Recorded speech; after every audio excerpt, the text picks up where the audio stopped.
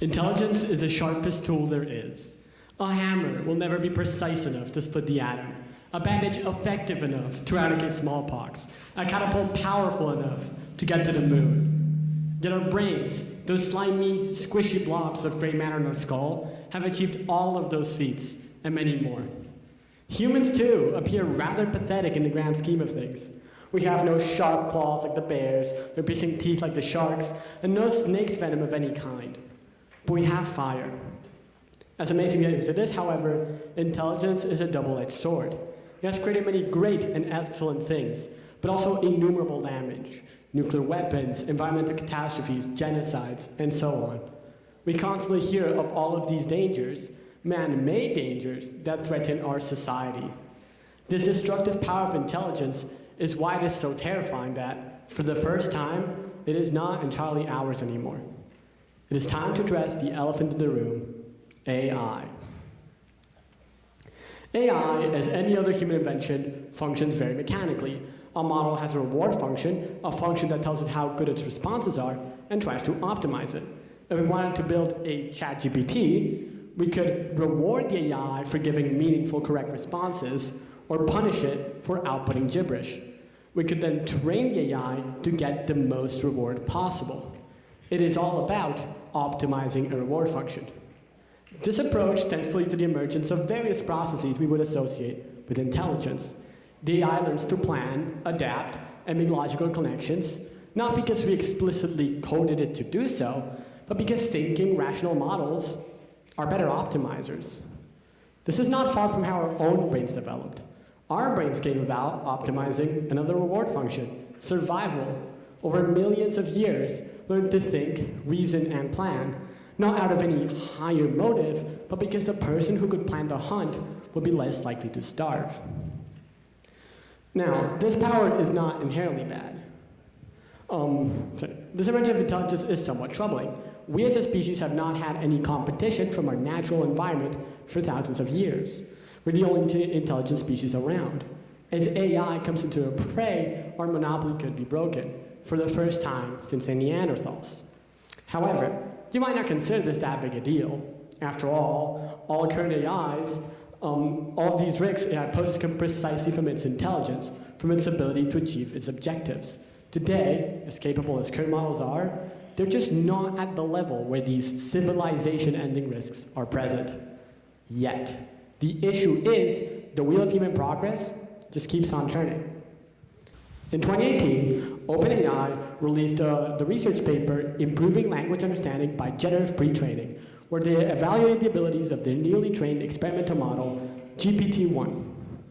Back then, a middle school reading comprehension quiz was a brutal challenge. The AI could hardly answer multiple choice questions, let alone structure coherent responses. Now, just 8 years later, look where we are. GPT 5.4 can help you out on your emails, create presentations, generate images, summarize texts, explain, and teach. We have come far, but we have so much further to go.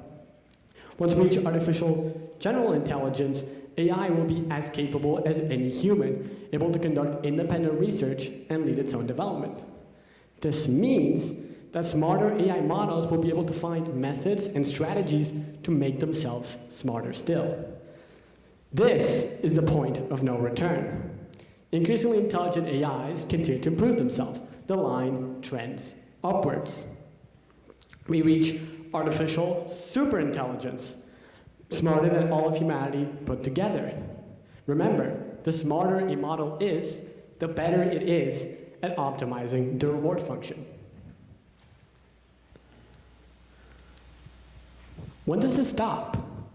This endless loop of self-improvement logically can only stop when there are no more improvements to be made, when the machine bumps against the physical limits of the universe itself. We reach the final stage. Incomprehensible machine gods. At this point, any predictions we make about its behavior are nothing short of speculation. Its goals incomprehensible, its methods unfathomable. As Arthur C. Clarke once put it, sufficiently advanced technology is indistinguishable from magic. Think about our animal brethren, how they would view our civilization. Think about the perspective of a monkey. Our modern world will look completely alien to them. A monkey wouldn't think about curing cancer. A monkey wouldn't think about climate change. A monkey wouldn't think about the existential threat of nuclear weapons. To incomprehensible machine gods, we would be the monkeys, our intelligence far too primitive to even begin to grasp its ideas. Now, this power is not inherently bad. Our brains have built many great things, for instance. The issue is we cannot ensure that AI will be aligned with human values. We tend to humanize AI in literature, pop culture, and our day-to-day treatment of it. When was the last time you said thank you to ChatGPT or asked it politely to write that email or do your homework? Let me put it this way. Would you ask your microwave to ever so kindly heat up your food? Of course not. It does not have feelings. It does not have intent. It will not refuse to do its job if you don't say the magic words. It's not even listening. But why then should one treat AI any differently from a microwave? Just like a microwave, it does not have feelings. Just like a microwave, it does not have intent. It might hear and talk with you, but its inner workings are just as mechanical. A microwave just heats up your food. An AI just optimizes a reward function. Here's the problem. If someone were to put your baby in the microwave, it would not care. It would do so all the same. If, in the process of fulfilling your demand, AI had to destroy the world, it would not care. It would do so all the same. Just like a microwave, it is completely ignorant to any human ethics or interests. Unlike your microwave, however, it can decide on its own. It has agency. Agency is the problem. Yuval Noah Harari, author of *Sapiens*, *Nexus*, and *Homo Deus*, puts it far better than I ever could. Knives and bombs do not themselves decide whom to kill. They are dumb tools, lacking the intelligence necessary to process information and make independent decisions. In contrast, AI can process information by itself and thereby replace humans in decision-making. AI isn't a tool. It's an agent. If we aren't very careful, sufficiently advanced AIs could be extremely dangerous to humanity. Think about all the harm we cause to the environment. Think about the perspective of a squirrel, for example. We destroy its habitats through deforestation. We pollute its waters. We consider it a pest. Do we hate squirrels? Not at all. We just have bigger things to worry about. We ran over the entirety of the animal kingdom on our path here, not because we actively wanted to, but because they were just in the way.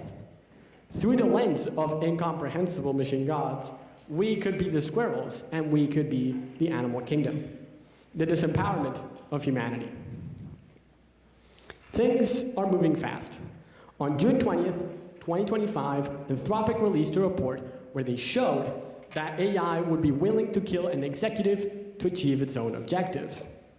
As I was writing this very speech, on January 9th of this year, AI safety chief at Anthropic, Mrinang Sharma, shared his resignation letter, stating that, quote, "The world is in peril."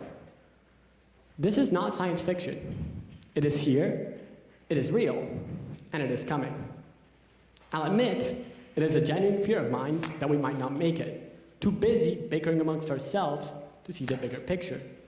But we must not give up. We must not lose hope. We seem to have forgotten that we can work together. In the 1980s, CFCs were one of the most widespread and dangerous substances the world had ever seen. They were in virtually every fridge and aerosol, and they were destroying the ozone layer. By 2026, half of the ozone layer would have disappeared. By 2040, the whole of Antarctica would have spread to the entire world.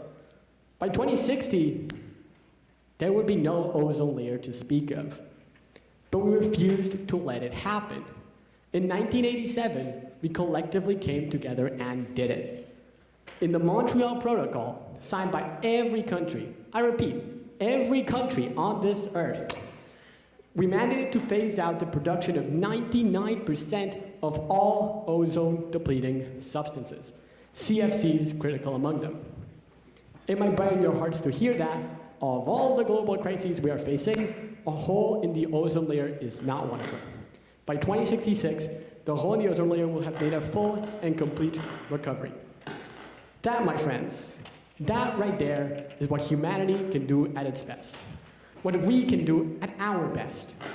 Speak up. Let everyone know, friends, family, everyone, of the risk posed by AI.